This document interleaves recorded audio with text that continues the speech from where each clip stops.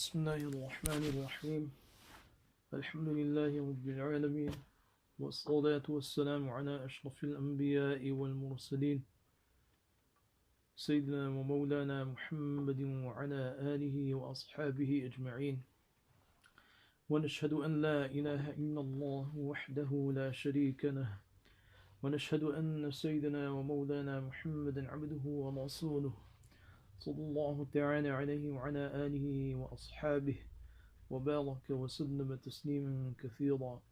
أما بعد، أعوذ بالله من الشيطان الرجيم. بسم الله الرحمن الرحيم.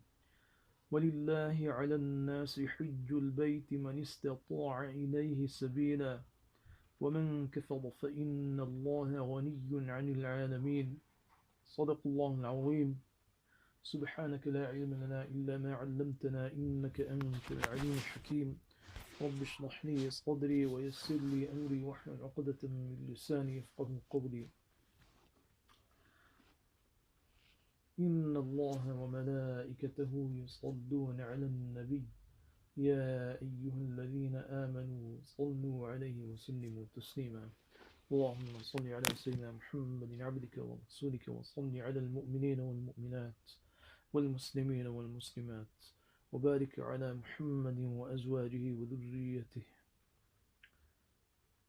Respected brothers, sisters and friends, Assalamu alaikum wa rahmatullahi wa barakatuh. Today the topic under discussion with relevance to the season is that of Hajj. And Hajj means, literally speaking, to take a direction. And this term is used in the Sharia, in the context of Sharia, for a specific journey that is taken mandatorily once in a lifetime to the Baytullah, for one that possesses the means to do so. The Hajj meaning the taking of a direction. It may be that this is used because a Hajji, after performing Hajj scrupulously, takes a new direction in his life. We all know very well that this is amongst the pillars and obligatory practices of Islam, such as Salah, fasting, Zakah. Hajj is also an obligation upon a person that qualifies and renders the conditions that make the Hajj obligatory upon him. He has to be of Islam and be of sound mind and have reached the age of maturity and be physically capable of performing the Hajj, as well as monetarily. He or she in question must be monetarily, in terms of wealth, be capable of performing the Hajj. So the means must be present. And the fardiyah, the obligation of Hajj, is proven by way of the Quran, Hadith, as well as ijma', consensus, and aql, logically. And the Quran Kareem, Allah Azza wa Jal mentions in a verse that is the most clear in terms of the Hajj being made obligatory. وَلِلَّهِ عَلَى النَّاسِ حِجُّ الْبَيْتِ مَنِ اسْتَطَاعَ إِلَيْهِ سَبِيلًا. The ayat Karima that I recited before you, meaning for the worship of Allah, the Hajj of the Baytullah, of the house of Allah, has been made obligatory upon the people who have the means to undertake the journey towards the house of Allah. وَمَنْ كَفَرَ فَإِنَّ اللَّهَ غَنِيٌّ عَنِ الْعَالَمِينَ. And whoever denies,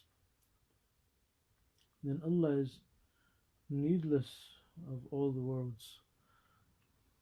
So in this ayat al-Karima, the fardiyat, the obligation of Hajj is mentioned, that the intention should be solely for the sake of Allah subhanahu wa ta'ala in doing so, and along with the conditions being present. And there is also a warning that whoever denies the obligation of Hajj, that person is a disbeliever. He exits fold of Islam. One who denies the obligation of Hajj becomes a kafir. And even if he does not deny the obligation of Hajj, and despite being capable and being qualified in terms of conditions to perform the Hajj, does not do so, then he dies like a disbeliever. May Allah subhanahu wa ta'ala save us. And the fardiyah, the obligation of Hajj, is also proven from a hadith, a few of which are enough for us to learn from. Sayyidina Abu Sa'id al-Khudri radiyallahu anhu mentions that the Messenger of Allah sallallahu alayhi wa sallam addressed us and said, "Inna Allah qad farada alaykum al-hajj fahajju."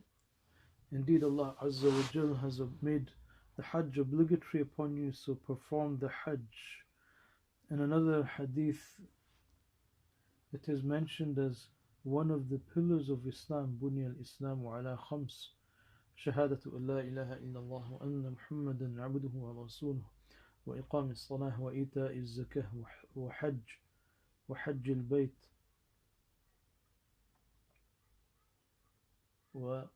وحج البيت وصوم رمضان أو كما قال عليه الصلاة والسلام رواه البخاري ومسلم.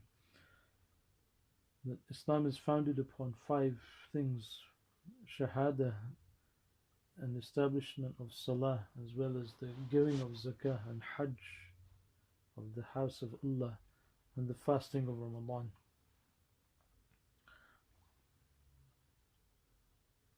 So whoever leaves and abandons Hajj is essentially abandoning and destroying one of the pillars of his Islam, which makes the rest of his Islam very much shaky.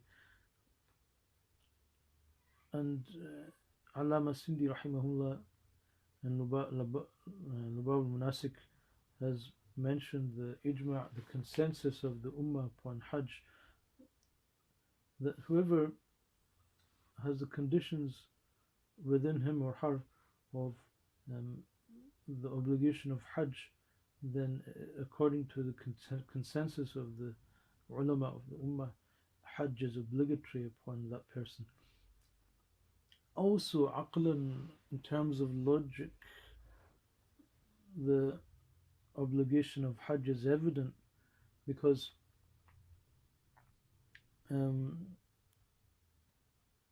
in terms of ibadat, the purpose is twofold.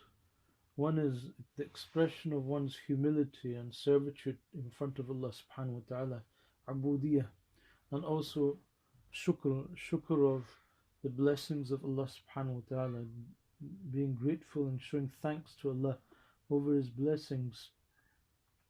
In Hajj, a person's physical state is a manifestation of his servitude and his humility in front of Allah.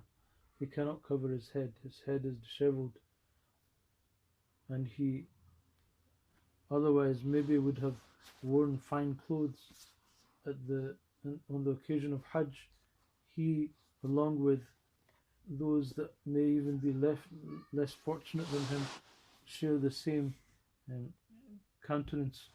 They all wear two pieces of white cloth. They're not allowed to cut their hair or nails. So, in every way, physically, is an expression of one's love, servitude, and humility before the beloved of the individual, who is Allah subhanahu wa ta'ala, doing tawaf of the house of Allah, Baytullah, and kissing it, the Hajj al-Aswad, and showing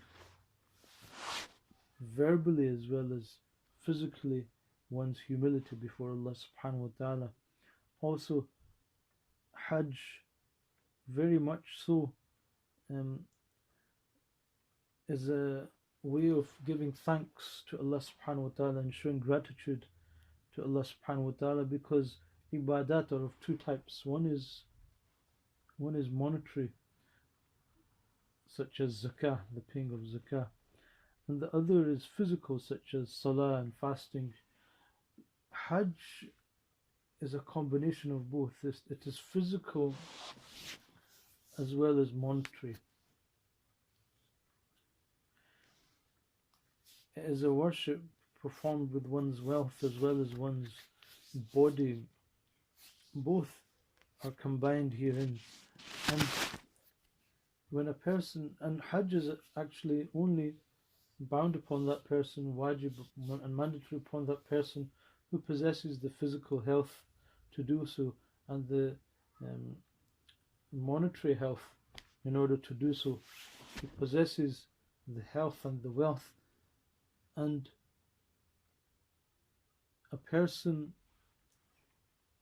who possesses these two things is wajib upon him or her to give thanks to Allah subhanahu wa ta'ala and express his gratitude in front of Allah subhanahu wa ta'ala, and expression of gratitude upon a bounty of Allah subhanahu wa ta'ala, namely the health and the wealth, is aqlan, logically, in terms of sharia, shar'an, and urfan, even in our culture, is fard and mandatory. Thus, the performance of Hajj upon a person who possesses health and wealth, enough health and wealth, it is mandatory upon a Muslim who possesses these things. So the expression of shukr, of the ni'mah, of the bounties of health and wealth via Hajj is mandatory as well. And if one does not uphold to the obligation of Hajj, he does not uphold this founding pillar of Islam, there are consequences. In one hadith, the Messenger of Allah sallallahu alaihi wasallam is reported to have said, and it is recorded in Ad-Darmi, on the authority of Abu Umamah radiyallahu anhu, who says that the Messenger of Allah sallallahu alaihi wasallam said, "Man lam yamna'hu min al-hajj hajatun zahirah," whoever is not prevented from the Hajj by way of clear necessity, or sultan ja'ir, or a tyrant ruler, or maralun habis, or as such an illness that prevents from Hajj, famata wa lam yahujj, and he dies without performing Hajj, فَلْيَمُتْ insha'Allah Yahudiyya aw Nasraniyya, then he may as well die as a Jew or a Christian. So if there was one wa'id, one consequence that is enough for us to take heed, then this should be the one, because although one who does not deny the fardiyah, the obligation of Hajj, does not leave the fold of Islam, nevertheless, if one is obliged to perform Hajj, has the conditions with him or her, and these things that are mentioned in the hadith do not prevent one from performing the Hajj, and yet fails to do so, then he is adopting a similitude of that of the kuffar, of the disbelievers, of the Yahud, the Jews and the Christians who do not believe in the Hajj of Baytullah.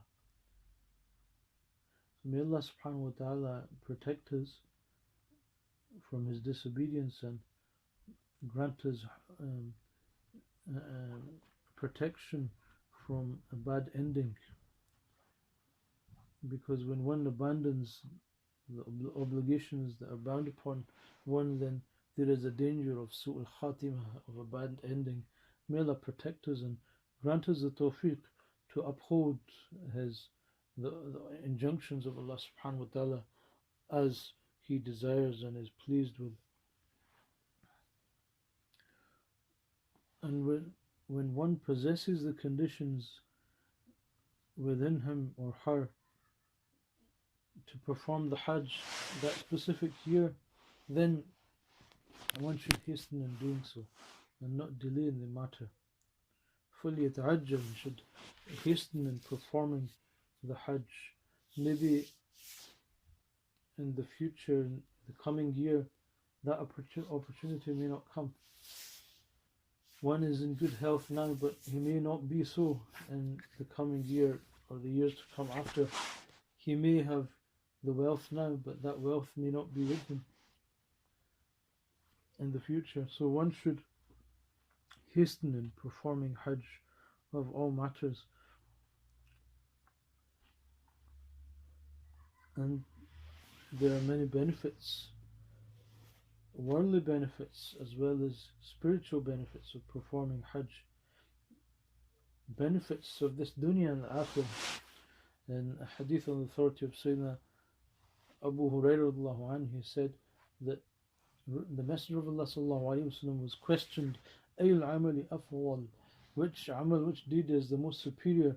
He alayhi salatu wasallam said, Al-imanu billah wa rasulih, iman upon Allah and his Rasul. Qila thumma mada, then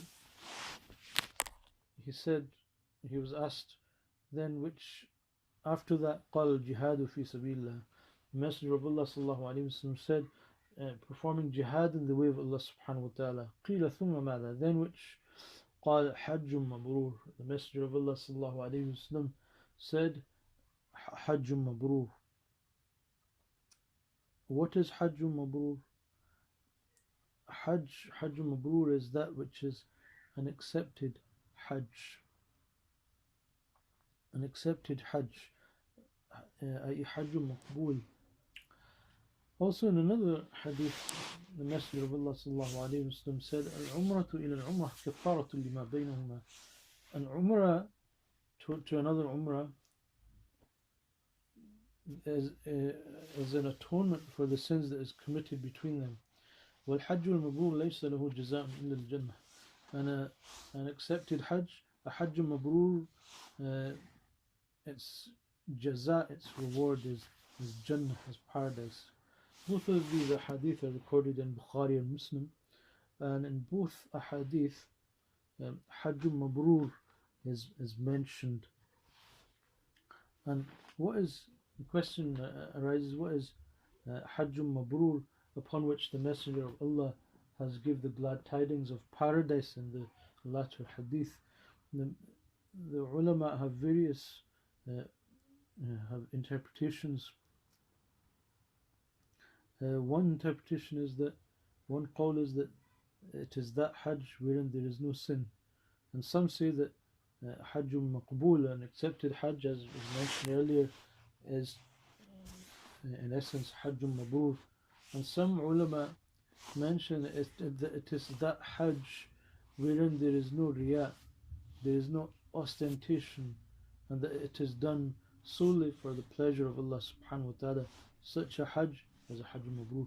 And some say that Hajj mabrur is that after which there is no sin, that it keeps one pure from, and it has such an effect on one that it keeps one pure and clean from sins thereafter as well.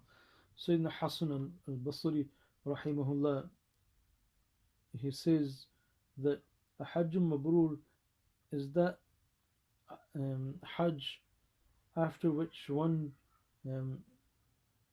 is not interested in the dunya, that he does not render any intention or love towards the dunya, and has and is increased in his passion and zeal towards the hereafter. So these are, in essence, what is meant by Hajj Mabrur. And in another hadith, the Messenger of Allah sallallahu alaihi wasallam is reported to have said, "Man hajja lillah falam yafsuq wa lam yafsuq raja'a kayawmin waladathu ummuh." Whoever does Hajj for the sake of Allah subhanahu wa ta'ala and did not speak indecently nor committed any transgression during the Hajj, will return from his Hajj like that day upon which his mother gave birth to him. Rawah al-Bukhari wa Muslim, or kama qala alayhi salatu wasalam. In other words, it is mentioned in this hadith, he will return cleansed from sin. And some ulama go to the extent, based upon the fact that in numerous ahadith, in so many ahadith, the topic of returning sinless is mentioned, that they go to the extent that the major sins as well as the minor are forgiven through the barakah of Hajj. May Allah subhanahu wa ta'ala grant us such a Hajj Mabrur, an accepted Hajj that is a source of Allah's pleasure and happiness. Now, the one topic that was mentioned amongst these ahadith was the virtue of Umrah. Another virtue of Umrah mentioned in hadith is the Messenger of Allah sallallahu alayhi wa sallam said, "Tabi'u bayna al-Hajj wal-Umrah, فإنهما ينفيان الفقر والذنوب." That perform Hajj along with Umrah along with Hajj. Tabi'u bayna al-Hajj wal-Umrah, because both of them, when performed together, ينفيان الفقر والذنوب, eliminate faqr, poverty, and sins. This hadith is mentioned in the Sunan of Imam Tirmidhi rahimahullah. And one, when he performs the Hajj, gets the opportunity to perform Umrah along with it, and this in of itself has abundant blessings. And it is a sunnah of the Messenger of Allah sallallahu alayhi wa sallam that in a hadith it is mentioned, يعتمر عليه الصلاة والسلام, as mentioned in Bukhari Sharif, Nabi sallallahu alayhi wa sallam performed 4 Umrahs, أربع عمر كلهن في ذي القعدة, all of which were performed in the month of Dhul Qa'dah, except for that that Umrah which was performed along with his Hajj.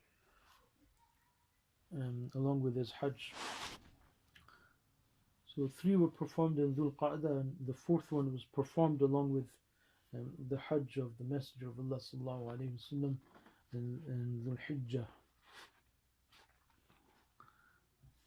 And also, every step one takes in the Haram of Makkah, in the boundaries of Haram, he receives 700 good deeds to his account. And someone asked the Messenger of Allah sallallahu alaihi wasallam, what is the reward of performing a good deed in the Haram? So upon every footstep one receives 700 good deeds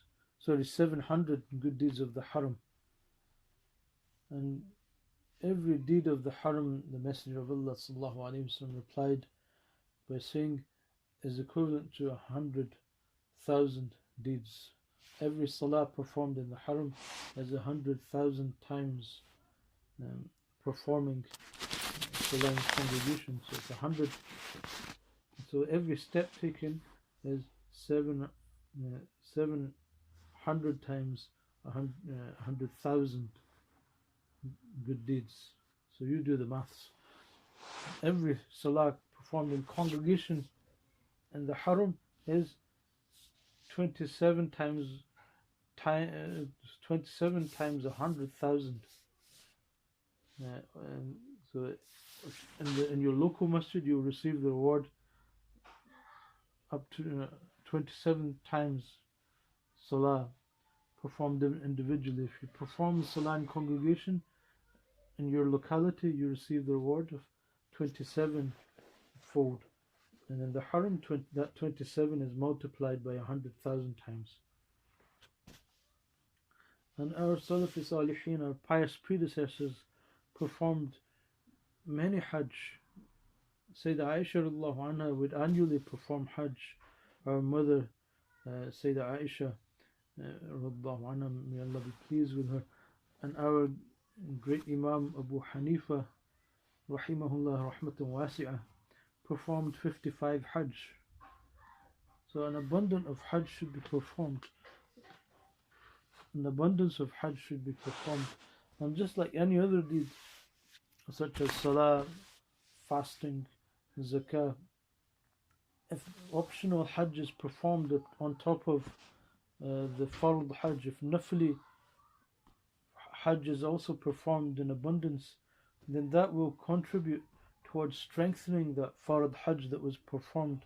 Any deficiency that was rendered in the Fard Hajj will be made up with by way of the Nafli Hajj. And also it is encouraged in Hadith, in the light of Hadith, that whoever has been blessed with enough wealth and health, and despite that he or she does not perform Hajj every 4 to 5 years, as mahroom, as deprived. So such blessings are mentioned in the Hadith of Hajj. Along with Hajj, one is given the opportunity by Allah Azza wa Jal to perform the Umrah and to fulfill the Sunnah as well, the Fadail, the virtues of which were mentioned. But also a very important thing that one achieves is the ziyarah of our beloved Master Muhammad Mustafa sallallahu alaihi wasallam, who is buried in Madinatul Munawwarah. And some scholars, ulama, mention that it is wajib to perform the ziyarah, to do ziyarah of the qabr, of the grave of Rasulullah sallallahu alaihi wasallam, and to visit his grave and visit Madinatul Munawwarah. And numerous fada'il and virtues are mentioned of it. So Nabi sallallahu alaihi wasallam, for example, in one hadith he mentioned, which is recorded in Mishkat Sharif, Man zarani kana fi jiwari yawm al-qiyamah. Rawah al-Bayhaqi. Also Imam Bayhaqi has recorded this hadith in Shu'b al-Iman, that whoever visits me, he will be my neighbor on the Day of Judgment. And also in another hadith it is mentioned in Mishkat as well, Man hajja fazar qabri ba'da mawti kana kaman zarani fi hayati. Whoever performs Hajj and then visits my grave after my death, it is as if he has visited me in my life. Although that person will not become a Sahabi by doing so, nevertheless he receives that privilege, that honor of visiting Rasulullah sallallahu alaihi wasallam. Kana kaman zawani fi hayati. It is as if he has visited me in my lifetime.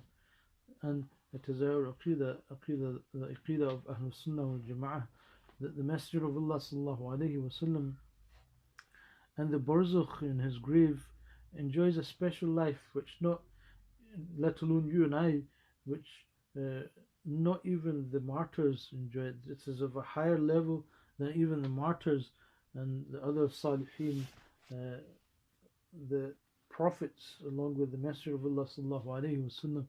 are alive in their graves and they're given sustenance and they enjoy a special life. Hence why their inheritance is not distributed and their wives do not remarry. The Messenger of Allah sallallahu alaihi wasallam, as it was forbidden for their wives to remarry. So it was of that standard of life. So this is why it is our aqidah that the Messenger of Allah sallallahu alaihi wasallam is alive in his grave, and when we come before him in his presence, and he although even in our absence, in our presence, he replies to our salam. And also in another hadith, man hajj al-bayta wa lam yazuni faqad jafani. May Allah subhanahu wa ta'ala protect us. As mentioned in a hadith, whoever has performed the Hajj of Baytullah and did not visit me, he has been unjust to me. So if one has the means to do so, to perform the ziyarah as well as the Hajj, and he yet fails to do so, he fails to visit Rasulullah sallallahu alaihi wasallam, he has been unjust to the Messenger of Allah, the beloved of Allah alayhi salatu wasalam. And whoever visits the grave of Rasulullah sallallahu alaihi wasallam receives the privilege of shafa'ah, of the intercession of Rasulullah sallallahu alaihi wasallam. May Allah subhanahu wa ta'ala bless us with this bounty as well. Man zara qabri wajabat lahu shafa'ati, as mentioned in Dar Qutni and Bazzar, and it is a hadith hasan, that whoever visits my grave, does ziyarah of my grave, my intercession becomes a wajib for him. Wajabat lahu shafa'ati. So there are so many spiritual blessings. One cures one to a very much extent of arrogance, pride and fakhr. And also there are numerous benefits of the dunya, that whoever performs Hajj, he is, in terms of wealth, recompensed in this life in one way or another, and it puts barakah in one's rizq. One eliminates poverty and puts barakah in one's wealth. One's dunya as well as his hereafter is made. One receives great blessings in the hereafter as well. Besides the pleasure of Allah subhanahu wa ta'ala, becomes entitled to paradise. And if one does not do so, then there are consequences that were mentioned within the address. May Allah subhanahu wa ta'ala protect us. And this is why we should perform Hajj at the first opportunity. As soon as we qualify monetarily and physically, we have the conditions with us to perform Hajj. Who knows, if one delays in this matter, that wealth might not be there anymore, or one has the health but may not have the health tomorrow to perform the Hajj. And so this is why the Messenger of Allah sallallahu alaihi wasallam is mentioned in another hadith, which is reported by Imam Abu Dawud rahimahullah in his Sunan, that Man arada al-hajj falyata'ajjal, whoever intends to perform Hajj, in other words, he has the opportunity, the conditions within him to qualify for the Hajj, and it is obligatory upon him or her, falyata'ajjal, he should hasten in doing so and perform that Hajj as soon as possible. Although internationally Hajj may have been suspended this year, but we can at least, that money that we had, that wealth that we had, put that aside for the following year, insha'Allah, when the Hajj opens up for international citizens, so that we can perform Hajj the following year and have a firm intention to perform the Hajj. May Allah subhanahu wa ta'ala grant us such a Hajj that is most pleasing and beloved to Allah subhanahu wa ta'ala, that grants us acceptance in this life and in the hereafter. أقول قولي هذا أستغفر الله لي ولكم ولكافة المسلمين فاستغفروه إنه هو الغفور الرحيم.